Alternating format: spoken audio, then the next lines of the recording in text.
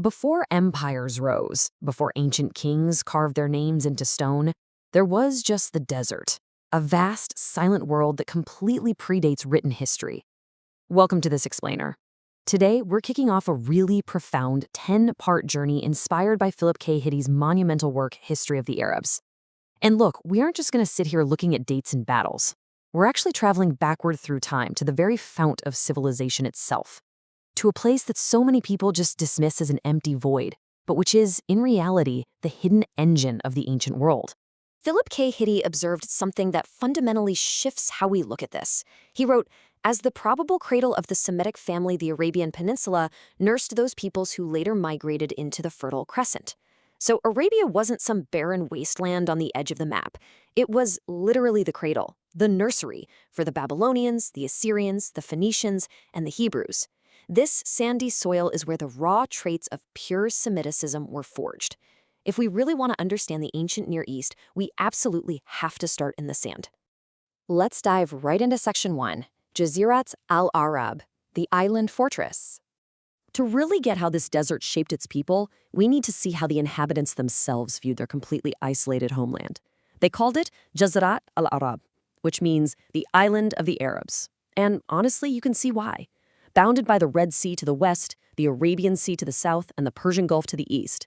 And to the north, you've got the vast empty expanses of the Nufud and the Syrian desert. That sea of sand is just as impassable as any ocean. Arabia is essentially an island fortress, completely walled off from the rest of the world. Now, this profound isolation created an almost entirely uninterrupted relationship between the people and the soil. Just think about the history of Europe or India for a second. Successive waves of empires violently ousting or just submerging one another, right? But here, no invader ever succeeded in penetrating those sandy barriers to establish a permanent foothold. This incredibly harsh, ungrateful environment yielded a pretty remarkable reward. It preserved the ethnic purity, the customs, and the bloodlines of its people, keeping them virtually untouched across all recorded ages. Which brings us to Section 2, the lost mother tongue. The evidence of Arabia's role as this cradle isn't just buried out there in the sand, it actually echoes in the words spoken by millions of people today. Back in the 19th century, when scholars started deciphering ancient cuneiform, this stunning realization emerged. Languages spanning entirely different empires were intimately connected. This brings us to a really fascinating concept called Semitic, the hypothetical mother tongue.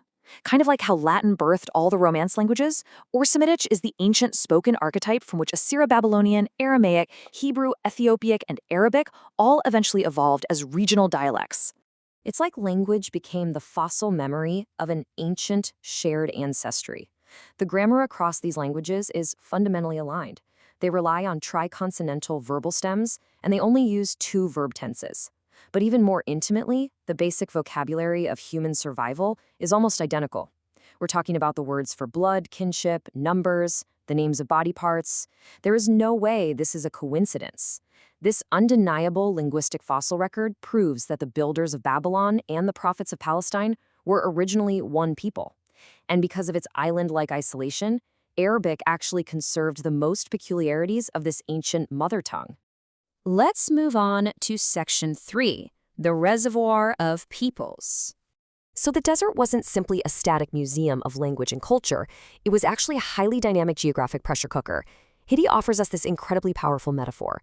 The Arabian Peninsula is mostly wasteland, right? It only has a really narrow margin of habitable land. So think of it as a mighty reservoir. When the population within that reservoir increased beyond what the meager land could support, the surplus was trapped. They couldn't go inward into the deadly sands, and they certainly couldn't cross the impassable seas. Overpopulation created this immense pressure until an overflow became completely inevitable. Tribes are forced northward, funneling out of the peninsula like water from a bursting dam. And the craziest part? This wasn't just a one-time event. When scholars actually sat down and analyzed the dates of these ancient migrations, they uncovered an awe-inspiring pattern.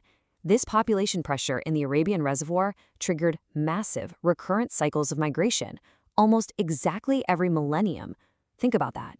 Literally every 1,000 years, the desert would reach its carrying capacity, and a massive new wave of humanity would spill out into the broader world.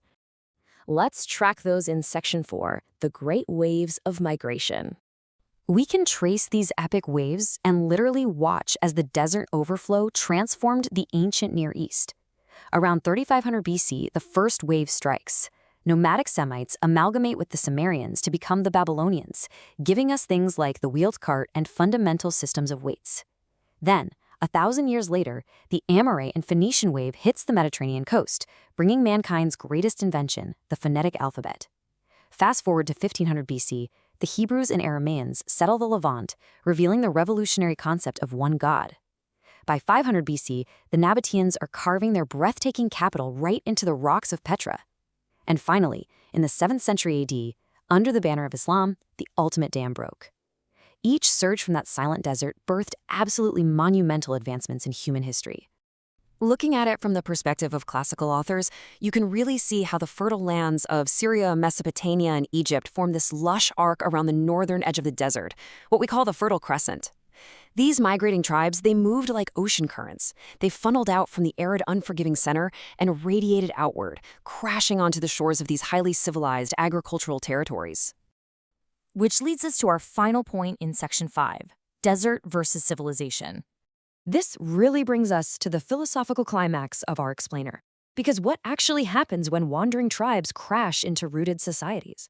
Well, it's an eternal clash.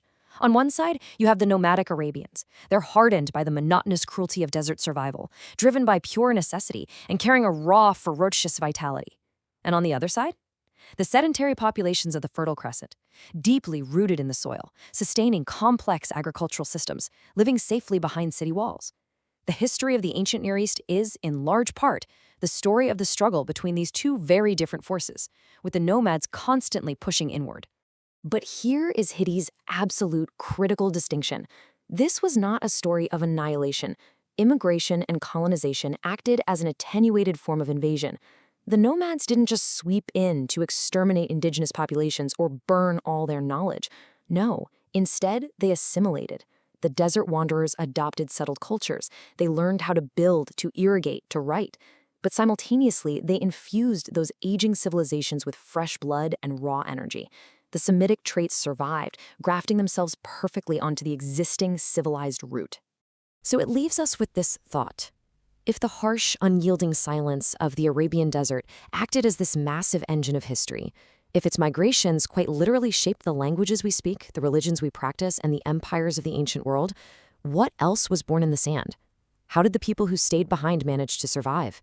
And what kinds of beliefs were stirring in the darkness right before the dawn of their greatest expansion? Definitely keep that in mind, because in part 2 of this explainer, we are going to venture deep into the interior of the Arabian Peninsula itself. Thanks so much for joining me.